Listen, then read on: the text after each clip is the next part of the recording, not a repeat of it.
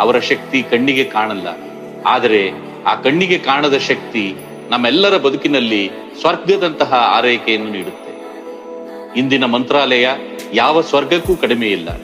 ಮನಸ್ಸಿನಲ್ಲಿ ರಾಯರ ಸ್ಮರಣೆ, ರಾಯರ ದರ್ಶನ ಹಾಗೂ ಸುಬುಧೇಂದ್ರ ತೀರ್ಥರ ಪಾದ ಸ್ಪರ್ಶಿಸಿದ ನಂತರ ಮನುಷ್ಯನಾಗಿ ಹುಟ್ಟಿದ್ದಕ್ಕೂ ಸಾರ್ಥಕ ಅನಿಸುತ್ತೆ.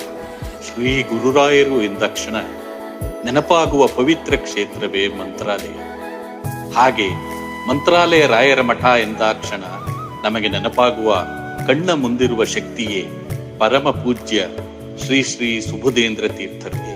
ಸರಸ್ವತೀ ದೇವಿಗೆ ತಮ್ಮ ಸೇವೆಯನ್ನು ಮುಂದುವರಿಸಿರುವ ಶ್ರೀಗಳು ಸಂಸ್ಕೃತ, ಕನ್ನಡ, ತೆಲುಗು, ತಮಿಳು, ತುಳು ಇತ್ಯಾದಿ ಬಹುಭಾಷಾ ಕೋವಿದರು. ಶ್ರೀಗಳು ಎಲ್ಲಾ ಭಾಷೆಗಳಲ್ಲಿ ನೀಡುವ ಪ್ರವಚನಗಳಂತೂ ಅದ್ಭುತ. ಸಂಸ್ಕೃತ ವಿದ್ಯಾಪೀಠದಲ್ಲಿ ಶಿಕ್ಷಕರಾಗಿ